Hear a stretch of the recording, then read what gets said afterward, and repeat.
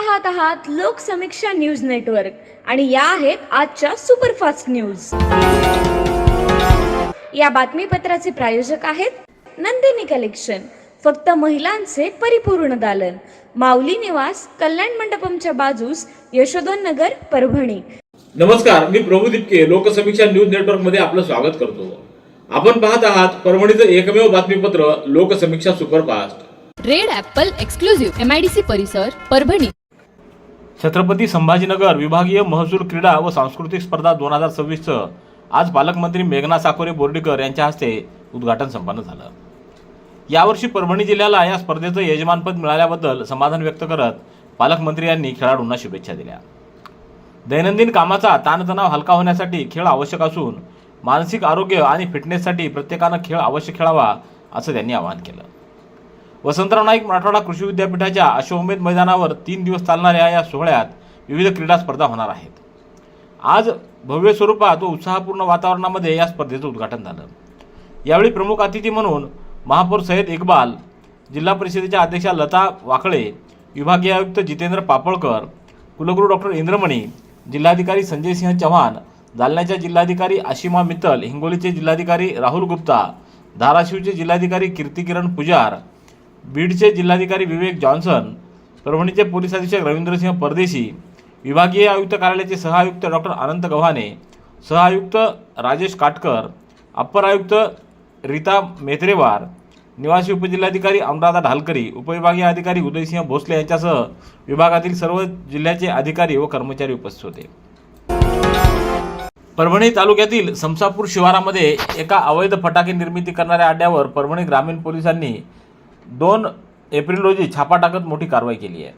या कारवाईमध्ये फटाके निर्मितीसाठी वापरण्यात येणारे स्फोटक पदार्थ व रसायनं असा एकूण 1,91,000 रुपयाचा मुद्देमाल जप्त करण्यात आला आहे। या प्रकरणी दोघांच्या विरोधात गुन्हा दाखल करण्यात आला आहे।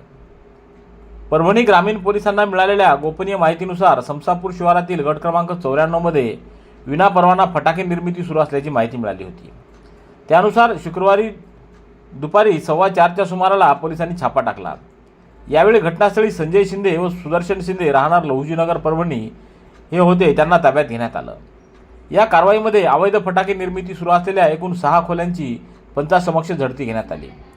या झडती दरम्यान ल्युनियम पावडर, काळी व पिवळी रासायनिक powder, sulphur powder, ground board, सुतळी बॉम्ब, फ्यूज बंडल, सुतळी, दोरी तसंच विविध पॅकिंग साहित्य असा मोठ्या प्रमाणात स्फोटक साहित्य आढळून आलं।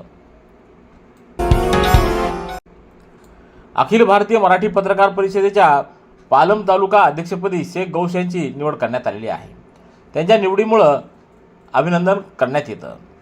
या प्रसंगी परिषदेचे सरचिटणीस प्राचार्य सुरेश नाईकवाडे, प्रदेश कार्यकारिणी सदस्य राजकुमार हट्टेकर, जिल्हाध्यक्ष प्रभू दिपके, कार्याध्यक्ष लक्ष्मण मानुलीकर, कार्यकारिणी सदस्य विठ्ठलराव वडकुदे यांची प्रमुख उपस्थिती होती। तसंच पत्रकार चांद तांबोळी, शांतीलाल शर्मा, बालासाहेब रायबोले, अरुणा शर्मा, अविनाश जोशी, अवधूत जाधव, विनोद कांबळे, गजानन जाधव तसंच पालम येथील अनेक पत्रकारांची उपस्थिती होती। यावेळी शेख गौश यांनी पत्रकारांच्या समस्या सोडवण्यासाठी आणि संघटनेला अधिक बळकट करण्यासाठी प्रयत्न करण्याचा निर्धार व्यक्त केला। सततचे दवाखाने करून कंटाळलात? आता शेवटचा उपाय। डॉक्टर गोविंद कामटे यांचे बालाजी आयुर्वेदिक निसर्गोपचार केंद्राला भेट द्या। शुगर, मूळव्याध, ॲलर्जी, सोरायसिस, गजकर्ण, दमा, लठ्ठपणा, गुडघेदुखी, कंबरदुखी, वात, गाठीचे आजार, लकवा, केस गळणे, मूतखडा, सफेद डाग यांसारख्या जुनाट आजारांवर खात्रीशीर उपचार केले जातात। दारू सोडवण्यासाठी विशेष उपचार उपलब्ध। संपर्क डॉक्टर गोविंद कामटे, आयुर्वेद विद्याविशारद, बालाजी आयुर्वेदिक निसर्गोपचार केंद्र, तलाठी कार्यालयाच्या बाजूला, वसमत रोड, परभणी। संपर्क 9921691008। स्वतःचा आणि समाजाचा सर्वांगीण विकास महापुरुषांच्या विचारांनी साध्य होऊ शकतो। नव्या पिढीत हे विचार रुजविणं अत्यंत आवश्यक असून त्यासाठी जयंतीनिमित्त समाज प्रबोधनाचे कार्यक्रम करणं गरजेचं असल्याचं प्रतिपादन पोलीस अधीक्षक रवींद्रसिंह परदेशी यांनी केलं आहे। धम्ममैत्री संवाद अभियानात आम्ही भारताचे लोक, आंबेडकरी सांस्कृतिक चळवळ आणि युगांधर फाउंडेशन यांच्या संयुक्त विद्यमाने आयोजित क्रांतीसूर्य प्रज्ञासूर्य संयुक्त जयंती महोत्सवात ते बोलत होते। हा कार्यक्रम भारतरत्न डॉक्टर बाबासाहेब आंबेडकर स्मारक परिसरामध्ये 1 एप्रिल रोजी पार पडला आहे। या महोत्सवाचं उद्घाटन IPS जीवन बेनीवाल यांच्या हस्ते करण्यात आलं। अध्यक्षस्थानी सुरेश हिवराळे होते। यावेळी महापौर सईद इक्बाल, सेलूचे नगराध्यक्ष मिलिंद सावंत, आशाताई खिल्लारे, पोलीस निरीक्षक MM मांजरमकर, दीपक दंतुलवार, डॉक्टर भीमराव खाडे, विठ्ठल कांगणे आदींची उपस्थिती होती.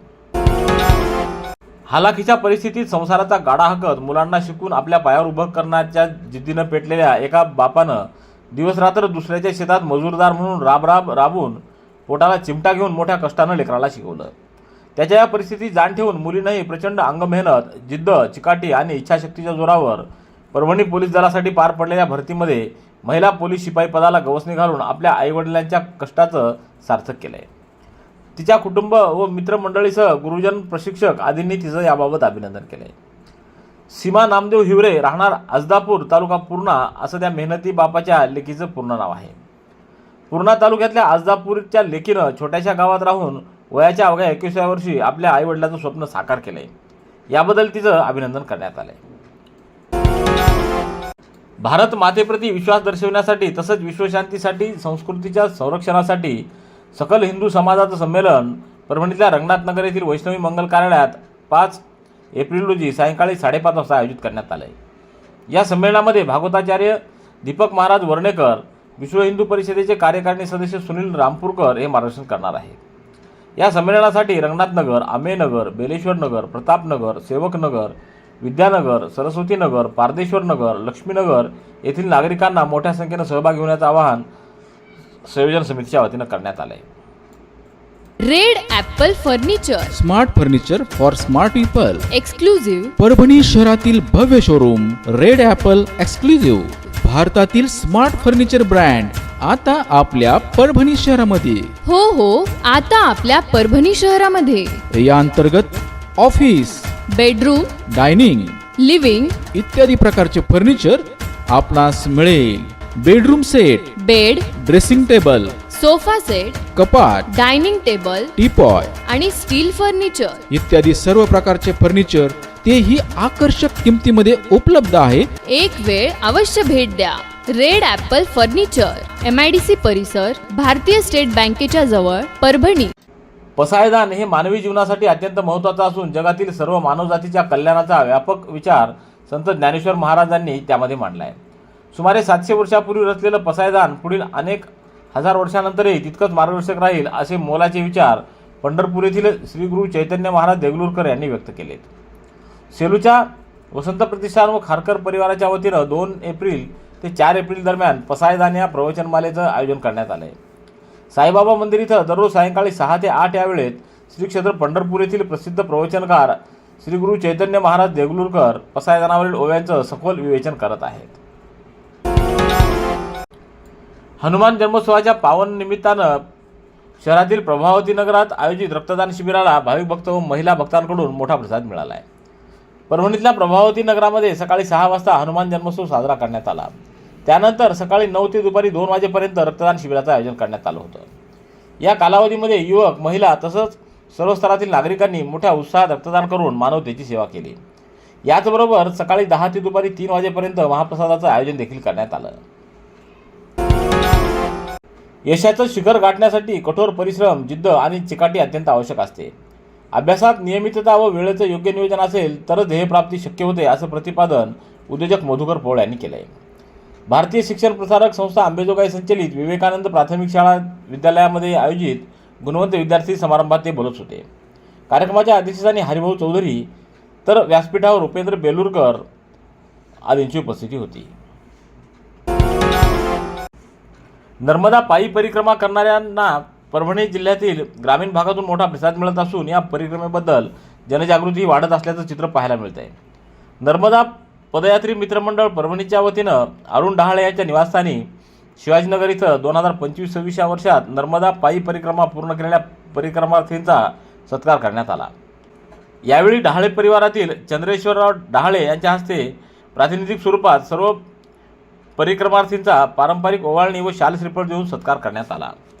यामध्ये गुंज येथील बुधाजी नरवाडे, सुभाष शिंदे, उद्धव शिंदे, भगवान खटिंग तर झाडगाव येथील सुभाष सूर्यवंशी, सतीश पावडे व सतीश कुलकर्णी यांचा समावेश होता. रेड ॲपल एक्सक्लुझिव्ह, MIDC परिसर, परभणी. याबरोबरचे बातमीपत्र संपलं.